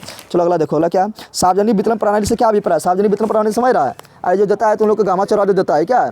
सार्वजनिक वितरण प्रणाली ना है ना, जो गामा चौरा देता है तुम्हारा कंट्रोलवा में क्या है? सार्वजनिक यानी सभी लोग को वितरण करता है। अब अमेरिका नहीं करेगा, तो सार्वजनिक यानी सभी लोगों को वितरण करना ये क्या है? सार्वजनिक वितरण प्रणाली, क्या? तो वही बोल रहा है सार्वजनिक वितरण प्रणाली से क्या समझते हैं? लेकिन सार्वजनिक वितरण प्रणाली का अभिप्राय है, सार्वजनिक वितरण प्रणाली का अभिप्राय है, सामाजिक वितरण प्रणाली का अभिप्राय है जो गरीबी रेखा से नीचे है, उसे कम दाम पर, उसे कम कीमत पर खाद्यान्न सामग्री का उपलब्ध करवाना, यह काम है ना है। तो वही बोल रहा सार्वजनिक वितरण प्रणाली से क्या अभिप्राय लिखना? सार्वजनिक वितरण प्रणाली से अभिप्राय है सार्वजनिक वितरण प्रणाली से अभिप्राय है गरीबी रेखा से नीचे रहने वाले लोगों को कम कीमत पर खाद्यान्न का उपलब्ध कराना, जिससे वह भी अपना जीवन अच्छी तरह से व्यतीत कर सके, ठीक है ना? तो बस यही लिखना है। चलो अगला बोला भारतीय पूंजी बाजार में किन वित्तीय संस्थाओं को शामिल किया गया? तो वित्तीय संस्था क्या? वित्तीय मतलब पैसा कौड़ी संबंधित, ठीक है? तो लिखना है भारतीय वित्तीय बोल रहा है कि भारतीय वित्तीय पूंजी में किन वित्तीय संस्था को शामिल किया गया? तो क्या वित्तीय मतलब पैसा कौड़ी संबंधित, तो लिखना है भारतीय वित्तीय पूंजी में निम्नलिखित वित्तीय संस्था को शामिल किया गया है। तो पहला क्या है? बैंक भी आ जाएगा। पहले क्या आएगा? व्यावसायिक बैंक ना आएगा? अरे आएगा ना, व्यावसायिक बैंक, यही ना आएगा, क्योंकि बैंक क्या सबसे तो यह है। दूसरा क्या लिखेंगे? दूसरा लिख सकते हैं क्या? दूसरा लिख सकते हैं व्यावसायिक बैंक हो गया। दूसरा लिखेंगे क्या? दूसरा लिखेंगे उसको क्या बोलते हैं जो देता है? व्यावसायिक बैंक लिख दे। उसके बाद उसको क्या बोलते हैं? LIC उलासिम क्या होता है? LIC उलासिम होता है तुम लोग को जो देता है बीमा कंपनी, क्या बोलेंगे? बीमा कंपनी, क्या बोलेंगे? LIC बीमा देता है, तो बीमा कंपनी, बीमा यानी पैसा कौड़ी संबंधी जितना भी काम करने वाला है सबको क्या करेंगे? वित्तीय संस्थान काम करेंगे, वित्तीय संस्था में काम करेंगे। RBI भी पैसा कौड़ी काम करता है, तो RBI भी लिख सकते हैं, ठीक है ना? जितना भी पैसा कौड़ी से संबंधित कार्य करने वाला है सबको इसमें लिख दे, ठीक है ना? इसी में लिख सकता है क्या? भूमि विकास बैंक, क्या लिख सकता है? भूमि विकास बैंक, इसी में लिख सकता है नाबार्ड, क्या लिख सकता है? नाबार्ड। तो 2 लिखना है, ज़्यादा थोड़ा लिखना है, ये सब लिख दो, क्योंकि ये क्या करता है? पैसा कौड़ी संबंधित कार्य करता है ना। चलो अगला क्या है? अगला बोला वैश्वीकरण से आप क्या समझते हैं? जानवे करता है ये सब। देखो ये सब आएगा तो तुम लोग को वैश्वीकरण नाम में पता चल रहा है। आज तुम लोग को 1000 बार बताया 1000 बार। अरे वैश्वीकरण मतलब क्या होता है? वैश्वीकरण मतलब होता है देश की अर्थव्यवस्था को विश्व की अर्थव्यवस्था के साथ जोड़ देना, वैश्वीकरण कहलाता है ना, बताए थे। जब देश के अर्थव्यवस्था को विश्व के अर्थव्यवस्था के साथ जोड़ देना, वैश्वीकरण कहलाता है। और वैश्वीकरण के तहत पूरा दुनिया एक बाजार की तरह कार्य करता है, सिंपल बात है। तुम इंडिया में खोजो को भी देखिए सामान फटाक से मिल जाएगा, तो ना है वहाँ पे मान लो चाइना का सामान है, अमेरिका का सामान है, और खोरा इंडिया फटाफट ना मिल रहा है, तो पूरा दुनिया एक बाजार हो गया ना, बोल गया। जिसको जहाँ व्यापार कर रहा है पूरा दुनिया का सामान तुमको आप ही देश में मिल रहा है। अमेरिका में जाओ तो अमेरिका में बिहार का सामान मिल जाएगा, चीन में जाओ तो चीन में भी बिहार का सामान मिल जाएगा, चीन का सामान भारत में मिल जाएगा, अमेरिका का सामान भारत में मिल जाएगा, तो पूरा दुनिया को बाजार हो गया ना, हो गया। अब विश्व का अर्थव्यवस्था क्या हुआ, सभी देश का अर्थव्यवस्था क्या हुआ, एक साथ क्या हुआ, जुड़ गया। क्या हुआ, जुड़ गया ना, जुड़ा है। चाउमीन बर्गर पिज्जा जैसे क्या अमेरिका का, और तुम लोग खा रहा है, मजा ले रहा है ना, ठीक है। उस प्रकार जितना भी मोबाइल है सब यहाँ मिल रहा है ना। उस प्रकार सैमसंग जो मोबाइल है दक्षिण कोरिया का यहाँ मिल रहा है ना मिल रहा है। फिर तुम लोग का जो एप्पल मोबाइल है अमेरिका कहाँ है, फेसबुक व्हाट्सअप गूगल इसे सब कहाँ है, अमेरिका कहाँ है, लेकिन भारत में भी उपलब्ध है ना। तो क्या है, तो बोलेंगे वैश्वीकरण क्या है, तो बोलेंगे वैश्वीकरण बोल रहा है क्या, वैश्वीकरण से आप क्या समझते हैं, तो लिखना है जब देश की अर्थव्यवस्था विश्व की अर्थव्यवस्था के साथ जुड़ जाता है एवं सामंजस्य स्थापित करता है तो पूरा विश्व एक बाजार की तरह कार्य करने लगता है। इसी को ही वैश्वीकरण कहा जाता है। जरा ना लिखना है। चलो अगला बोल रहा है क्या, सेवा क्षेत्र के विकास का आधारभूत संरचना का महत्व बताइए। बोल रहा है सेवा क्षेत्र के विकास के लिए आधारभूत संरचना का महत्व बताया। आधारभूत मतलब तुम बताए थे ना, यहाँ ध्यान दे। आधारभूत क्या बोल रहा है, आधारभूत का मतलब तुम लोग को बता चुका है कि किसी भी क्षेत्र का विकास के लिए आधारभूत का होना बहुत जरूरी है। आधारभूत तो समझ रहा है, जो उसको आधार प्रदान करे। कोई भी कंपनी खुलेगा, कोई भी फैक्ट्री खुलेगा, ठीक है ना, कोई तुम्हारे घर आए के कंपनी खोलेगा, फैक्ट्री खोलेगा, कुछ भी खोलेगा, ठीक है ना, तो उसके लिए क्या चाहिए, आधारभूत संरचना चाहिए ना। आधारभूत संरचना के अंदर तुम लोग को क्या बताते थे, सड़क अच्छा होगा तब ना तुम्हारा यहाँ तब ना तुम्हारे यहाँ आके कंपनी खोलेगा। आधारभूत मतलब क्या हो, जो आधार प्रदान करता है। सड़क अच्छा होना चाहिए, ठीक है ना, पानी की सुविधा अच्छा होना चाहिए, बिजली की सुविधा अच्छा होना चाहिए, ठीक है ना, शिक्षा की सुविधा अच्छा होना चाहिए, ठीक है, हॉस्पिटल का सुविधा, अस्पताल का सुविधा अच्छा होना चाहिए, ये सब ना है, ठीक है ना। अस्पताल का सुविधा अच्छा होना चाहिए, बिजली हो गया, शिक्षा हो गया, अस्पताल हो गया, पानी हो गया, सड़क हो गया, ठीक है ना। फिर ले सकते हैं क्या, नियम कानून अच्छा होना चाहिए, प्रशासन के प्रशासन क्या बोलेंगे, प्रशासन की पारदर्शिता। ऐसा ना है कि मतलब प्रशासन आए तो खाली घूसे मांगे, प्रशासन घूस नहीं मांगता है, ठीक है ना। फिर तुम लोग को देखेंगे क्या, तो फिर देखेंगे नियम और कहाँ गया, मार्कर कहाँ है, यहाँ है। तो सड़क अच्छा होना चाहिए, पानी अच्छा होना चाहिए, बिजली अच्छा होना चाहिए, शिक्षा अच्छा होना चाहिए, प्रशासन की पारदर्शिता होना चाहिए। फिर सुरक्षा होना चाहिए, क्या होना चाहिए। ऐसे ही कहना है कि कंपनी खोल दिया है और उसके ऊपर बाद देना खोला रहता है, लूट के भाग गया, तो हो पाएगा। तो सुरक्षा होना चाहिए, क्या होना चाहिए, सुरक्षा होना चाहिए। ये सब क्या है, ये सब मेरा है। उसी प्रकार ये बोलेंगे क्या, तो बोल सकते हैं क्या, यातायात के साधन, यानी फटाफट यातायात के साधन मतलब समझ रहा है, हर चीज़ की व्यवस्था हो, ट्रक उरक जितना भी हो, या ट्रेन उड़न की सुविधा होना चाहिए, ट्रेन हो, ट्रक हो। फिर तुम लोग को फटाफट होना चाहिए क्या, तो पानी वाला जहाज भी हो, जहाज यानी जहाज से मार क्या होगा, एक देश से दूसरा देश जाएगा, तो पानी वाला जहाज हो या उड़ने वाला हो, ठीक है ना। तो सब चीज़ की सुविधा जहाँ रहेगा वहाँ पर क्या था, कंपनी का विकास, यानी वो देश वो जो है फटाफट आगे निकल जाता है। जैसे मुंबई आगे निकल गया, गुजरात आगे निकल गया, गोवा आगे निकल गया, कर्नाटक आगे निकल गया, केरल आगे निकल गया, तमिलनाडु आगे निकल गया, क्योंकि वहाँ सब सुविधा है ना। समुद्र वहाँ पर सटल है, फटाफट माल लड़ता है 1-2-3। वहाँ पर क्या है, वहाँ पर अंतर्राष्ट्रीय हवाई अड्डा है, फटाफट किसी को कहीं जाना है तो फटाफट बढ़ता है, एक दूसरा देश पहुँच जाता है ना। वहाँ पर क्या है, सड़क भी है, पानी भी है, बिजली भी है, शिक्षा भी है, अस्पताल भी है, प्रशासन की पारदर्शिता है, सुरक्षा है, यातायात के साधन है, तो फटाफट वहाँ पर क्या कंपनी खुल रहा है। लेकिन बिहार में सब ना है, बिहार में सब क्या अभाव है, इससे बिहार में कंपनी जल्दी नहीं खोलने से भी डरता है कि यहाँ पर बर्बाद हो जाएंगे, क्या हो जाएंगे, फायदा, क्योंकि कोई कंपनी कब खोलेगा, जब उसको फायदा होगा तब ने। ऐसा नहीं खोल लिया मच्छी मार रहा है वहाँ बैठ के, नहीं करेगा, समझ लो क्या। तो वही बोल रहा है क्या, यहाँ ध्यान दो, बोल रहा है कहाँ भाग गया रे, हाँ, सेवा क्षेत्र के विकास के आधारभूत संरचना का महत्व बताया। आधारभूत संरचना का लेकिन सेवा क्षेत्र के विकास के लिए, सेवा क्षेत्र में समझ रहा है, तृतीयक क्षेत्र, ठीक है ना। तो लिखना है सेवा क्षेत्र के विकास के आधारभूत संरचना का महत्व बताया। तो लिखना है सेवा क्षेत्र के विकास के आधारभूत संरचना का एक अहम योगदान है, क्योंकि जहाँ पर जिस देश का आधारभूत संरचना जितना अधिक विकसित होता है, वह देश में निवेश मतलब समझ रहा है, दूसरा देश कंपनी खोलेगा, निवेश उतना अधिक बढ़ता है, और वह देश प्रगति के पथ पर आगे बढ़ जाता है। फिर लिखना आधारभूत संरचना के अंतर्गत सड़क प्रणाली, पानी, बिजली, शिक्षा की व्यवस्था, अस्पताल, प्रशासन की पारदर्शिता, सुरक्षा, यातायात के साधन आता है, जो किसी भी देश की अर्थव्यवस्था को आगे बढ़ाने के लिए रीढ़ की हड्डी की तरह कार्य करता है, नहीं काम कर रहा है। रीढ़ की हड्डी की तरह कार्य करता है और देश में सभी क्षेत्र में चाहे प्राथमिक हो या द्वितीयक हो या तृतीयक हो, प्राथमिक तो कृषि क्षेत्र, कृषि से तुम्हारा सामान बन गया, कहीं गाड़ी उड़ी में मेरा तो लाल के तुम कहाँ भेज पाएगा, ना भेज पाएगा। कृषि क्षेत्र, द्वितीय यानी उद्योग क्षेत्र, ठीक है ना, तृतीय यानी सेवा क्षेत्र, प्राथमिक क्षेत्र, द्वितीय क्षेत्र, तृतीय क्षेत्र, सभी क्षेत्र में अपार वृद्धि होता है जिसमें सेवा क्षेत्र भी एक प्रमुख है, ठीक है, प्रमुख कारण है। बस ये सब लिख देना। अगला बोला व्यवसाय बैंक के प्रमुख कार्य के व्यवसाय करते, बताइए कि तुम लोग को व्यवसाय बैंक के कार्य नहीं बताए थे, लिखना व्यावसायिक बैंक का मुख्य कार्य, लाभ का कमाना, अरे कोई भी बैंक खोला, चाहे वो SBI हो या यूको बैंक हो या बैंक ऑफ बड़ौदा हो या PNB बैंक हो या इंडियन बैंक हो, कोई भी बैंक कार्य खोला है लाभ कमाने के लिए, लिखना है कि व्यवसायिक बैंक का प्रमुख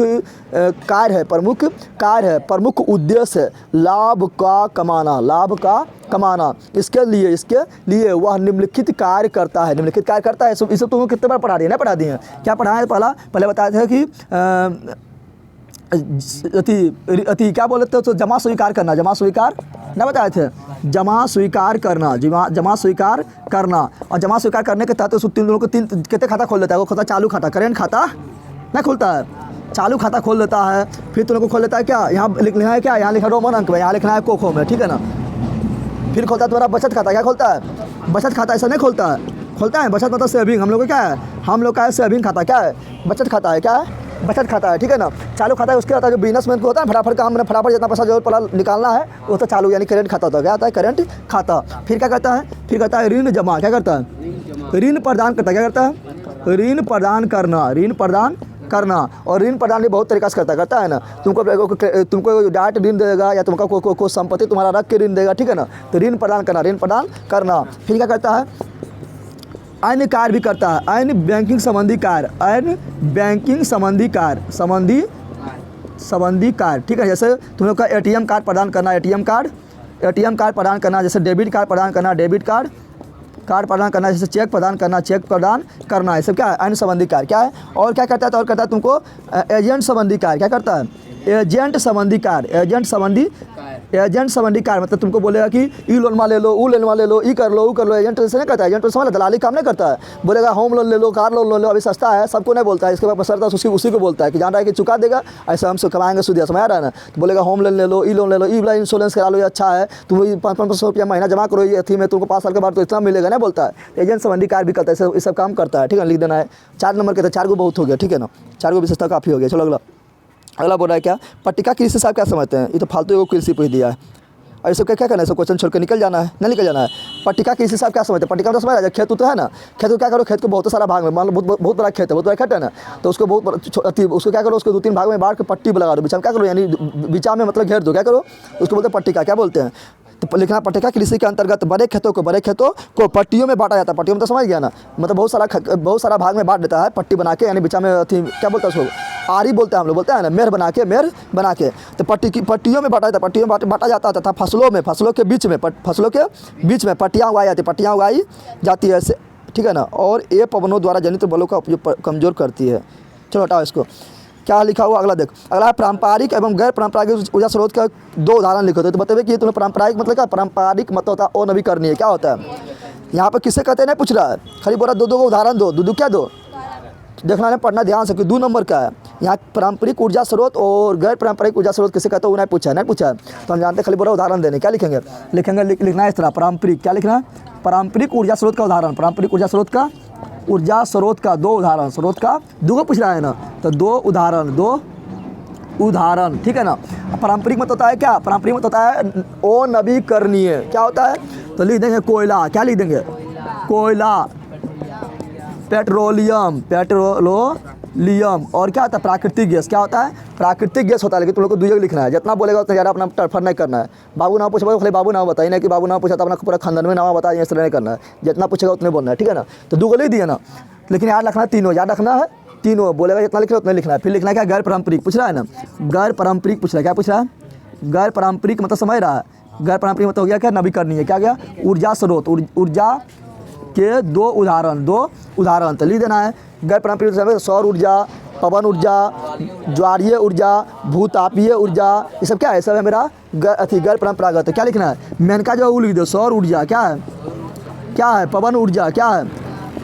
पवन ऊर्जा। फिर तुम लोग को ज्वारीय ऊर्जा, भूतापीय ऊर्जा, उष्मीय ऊर्जा, ठीक है ना? ये सब क्या है? सब है मेरा नवीकरणीय। समझ तुम लोग क्या किया ना? अगला हरित क्रांति से आप क्या समझते हो? तो कितने बार बताया तुम लोग को? ना बताए थे 1966-67 ईस्वी में हरित क्रांति कब आया था? 1966-67 में, ठीक है ना? या दशक पूछेगा तो बोलना 1960 के दशक। क्या बोलना है? समय रहा दशक तो क्या बोल 1960 से लेकर 1970 तक, इसी के बीच में हुआ था। 66 जो बोल 1966-67 बोल रहा है, यानी बोल रहा है इसी के बीच में आया ना। तो दशक पूछेगा तो बोलना 1960 के दशक। ऐसा पूछेगा ईस्वी पूछेगा तो बोलना है 1966-67। क्या बोलना है? ठीक है ना? तो यहाँ बोल रहा है कि हरित क्रांति से आप क्या समझते हो? तो बताइए तुम लोग ये क्या कि 1966-67 ईस्वी में 1966-67 ईस्वी में एम.एस. स्वामीनाथन के प्रयास से पूछता है हरित क्रांति के जनक कौन है? तो एम.एस. स्वामीनाथन है ना। तो एम.एस. स्वामीनाथन के प्रयास से पहली बार भारतीय कृषि में उन्नत किस्म के खाद, नए यंत्र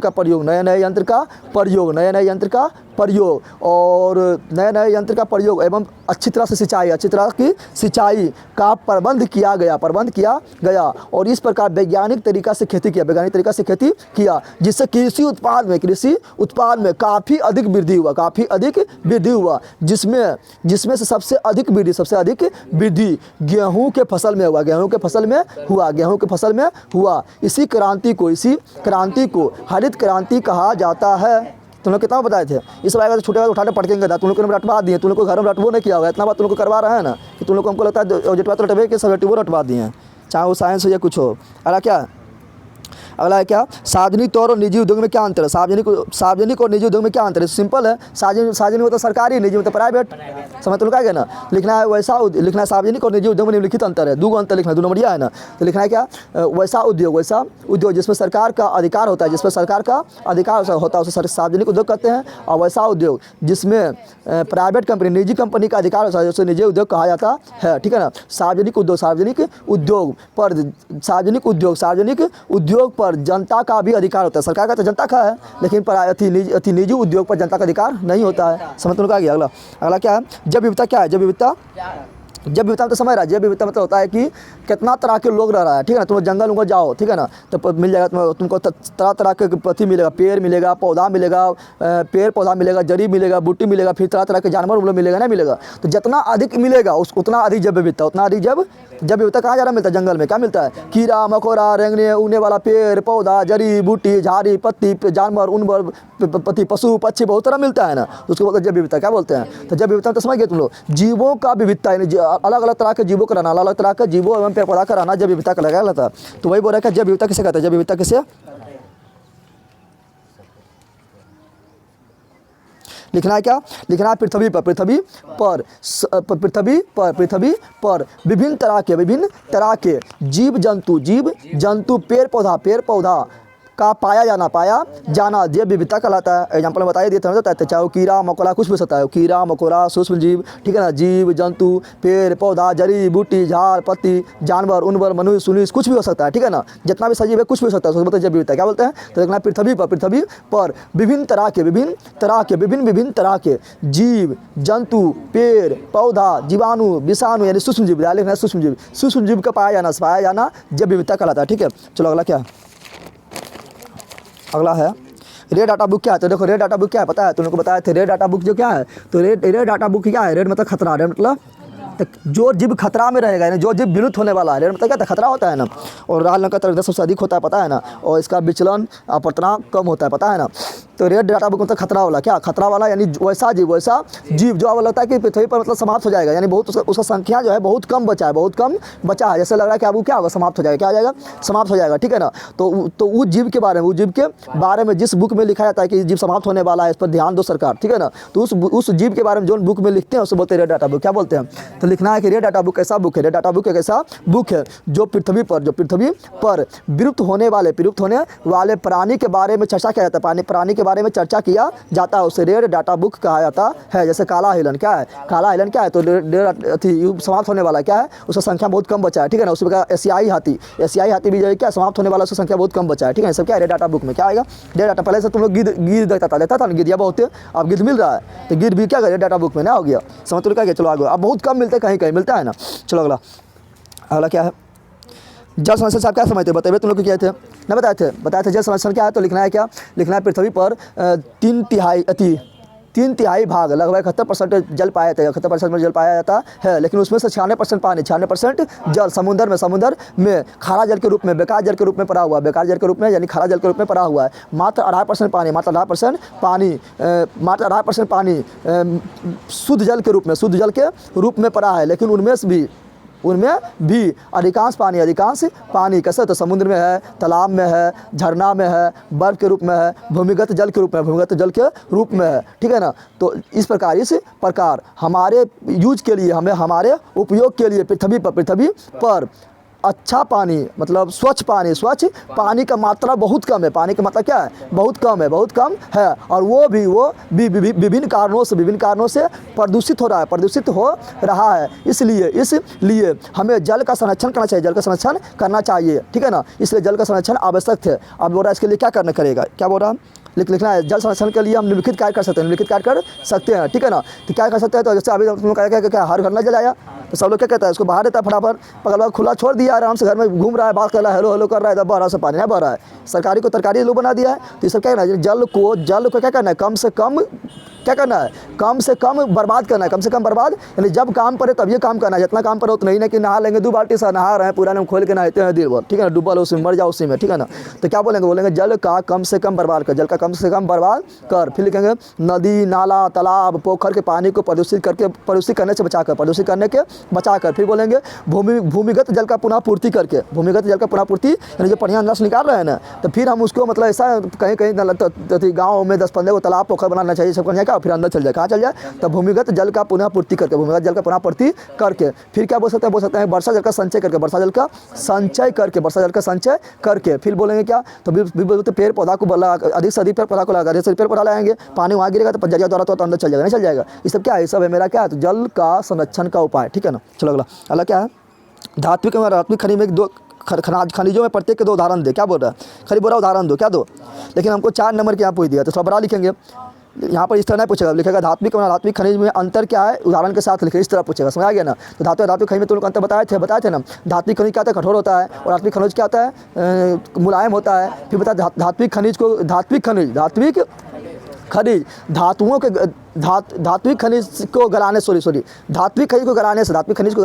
से धातु प्राप्त होता है, और धात्विक खनिज को गलाने से और धातु प्राप्त होता है, बताए थे ना। फिर धात्विक खनिज कठोर होता है और धात्विक खनिज मुलायम होता है। फिर बताया था कि धात्विक खनिज जो होता है वो तैन होता है, इसलिए खींच के तार बना लेंगे। सबसे ज़्यादा तैन कौन है, सोना, कौन है, सबसे अधिक सुचालक चांदी, ठीक है ना। तो धात्विक खनिज तैन होता है और धात्विक खनिज तैन नहीं होता है। धात्विक तैन आघात वर्धनीय होता है और धात्विक तैन आघात वर्धनीय नहीं होता है, ठीक है ना। धात्विक खनिज में विशेष प्रकार का चमक पाया जाता है और धात्विक खनिज विशेष प्रकार का चमक नहीं पाया जाता है, ठीक है ना। धात्विक खनिज मजबूत होता है और धात्विक खनिज मजबूत नहीं होता है। धात्विक खनिज जो होता है वो बिल्कुल सुचालक होता है और धात्विक खनिज बिल्कुल सुचालक नहीं होता है। एग्जाम्पल में लिखना, धात्विक में क्या, लोहा सोना, जितना धातु है, लोहा सोना चांदी तांबा एल्युमिनियम, ठीक है, जिंक, सब क्या धात्विक क्या है। और धात्विक में लिख देना है क्या, ग्रेफाइट लिख देना है, हीरा लिख देना है, पाराइट्स लिख देना है, अभ्रक लिख देना है, समझ तो क्या, नहीं सब है अधात्विक, क्या है अधात्विक। चलो अगला, आपदा की किन्हीं 2 प्रकार के उल्लेख करो। तो आपदा 2 प्रकार का होता है, जानते करते हैं, एक मानव जनित आपदा और एक प्राकृतिक आपदा। तो वही बोल रहा है, 2 नंबर आराम से मिल गया। बोला कि आपदा के किन्हीं 2 प्रकार का उल्लेख करो, तो लिखना है आपदा 2 प्रकार का होता है, एक प्राकृतिक आपदा, एक मानव जनित आपदा। और प्राकृतिक आपदा में कुछ एग्जाम्पल देना है, जैसे देना बाढ़, सुखाड़, भूकंप, सुनामी। और मानवकृत आपदा में भी एग्जाम्पल देना, क्या देना, तो महामारी, बम विस्फोट, ठीक है ना, रासायनिक से मान लो कि तुम लोग की क्या अम्ल किसी दवा फेंक देगा ना, तो रासायनिक हथियार ये सब दे देगा, ठीक है। चलो अगला, बाढ़ से होने वाले हानि। तो जानने का तुम लोग बतावे कि अरे बाढ़ से होने वाला हानि क्या है, तुम लोग दीवाना लग सकता है, फसल का नष्ट हो जाना, पशु पक्षी का नष्ट हो जाना, पशु पक्षी का बह जाना, मकान का ढह जाना, मिट्टी का कटाव होना, विकास कार्य का अवरुद्ध हो जाना, जान माल का अपार क्षति होना, यह सब लिखना है। अगला क्या बोल रहा है, 2 नंबर कितना लिखना है, सुनामी से बचाव के 2 उपाय। तो बताइए कि हम सुनामी को बचाव का उपाय क्या है। तो सिंपल बात है क्या कि सुनामी आता है कहाँ, समुद्र में भूकंप का आना, समुद्र में भूकंप का आना सुनामी कहलाता है, पता है तुम लोग को। और समुद्र में भूकंप आता है, सिंपल बात है, समुद्र से थोड़ा दूर घर बनाएंगे तो लिखेंगे क्या लिखेंगे, लिखेंगे समुद्र तट से दूर मकान बनाना, दूर मकान का बनाना। फिर समुद्र में मैंग्रोव वन का तुमने बताया था ना कि मैंग्रोव वन क्या कहते हैं, बढ़िया से आता है, बढ़िया में आएगा उठ के तो उसको क्या रोकेगा, क्या करेगा, तो लिखेंगे समुद्र तटीय इलाका में, समुद्र तटीय इलाका में मैंग्रोव वन को लगाना, मैंग्रोव वन का विस्तार करना, मैंग्रोव वन का विस्तार करना। और क्या कर सकते हैं, कैसे उपाय कर सकते हैं, तो थी सैटेलाइट होता है ना आकाश में, क्या था सैटेलाइट, क्या होता है, तो सैटेलाइट के द्वारा पूर्वानुमान लगा लेना कि सुनामी आवे वाला है ना, तो तुम लोग को पहले बता देता है हाँ सुनामी आवे वाला है, बताता है सरकार, बताते कैसे होता है, सैटेलाइट के द्वारा देख लेता है कि वो उधर से लगता है पानी उठला रहा है, तो एक दिन तुमको पहले बता देगा, बहुत दूर में रहेगा, लगभग 100 किलोमीटर 200 किलोमीटर दूर में रहेगा पनिया, बता देगा पनिया उठ के आ रहा है, एक दिन पहले बताते हैं, सब लोग सुरक्षित हो जाता है। तो पूर्वानुमान लगाना कहाँ हाँ हैम रेडियो क्या है, तो हैम रेडियो एगो रेडियो है, क्या है हैम रेडियो, क्या है वो रेडियो जिसके तहत मतलब जन कल्याण कार्य क्या है, जन कल्याण क्या यानी तरह तरह का ज्ञान दिया जाता है। हम रेडियो क्या होता है, हैम रेडियो क्या है, रेडियो पे है ना, रेडियो पे क्या होता है, समाचार देता है, मनोरंजन का साधन देता है, वही लिखना है, ठीक है ना। तो इसमें लिखा भी हो गया होगा, ठीक है, तो लिख देना है। तो तुम लोग को हम करवा दिए, फिर तुम लोग को ये पूरा बना करना है, पूरा क्या करना है, बना करना है। देखो लिखा हुआ रेडियो का हैम रेडियो भी कहा जाता है, बताते हैं रेडियो को क्या कहता है, हैम रेडियो कहा जाता है, ठीक है। हैम रेडियो में कुछ विशेष फ्रीक्वेंसी का तरंग का प्रयोग अंतर्राष्ट्रीय दूरसंचार नियमों के अनुसार होता है। इसमें पर निर्धारित नियमों के अनुसार इन फ्रीक्वेंसी का प्रयोग कर केवल अनुसंधान, शिक्षा, व्यक्ति के प्रयोजन बताए थे ना, व्यक्ति के मनोरंजन, शिक्षा, अनुसंधान रेडियो से मिलता है, तो वही सब भी लिखा हुआ, ठीक है। तो इसको बातना है, ठीक है। तो इस प्रकार तुम लोग खत्म हुआ। और अच्छा लगा है पगलवा, अच्छा लगा तो थोड़ा शेयर भी कर दो, तुम लोग के लिए इतना मेहनत कर रहे हैं, और सब्सक्राइब करो जो सब्सक्राइब नहीं किया, लाइक भी कर, ठीक है। मिलते हैं नेक्स्ट वीडियो में। जय हिंद, जय भारत, ठीक।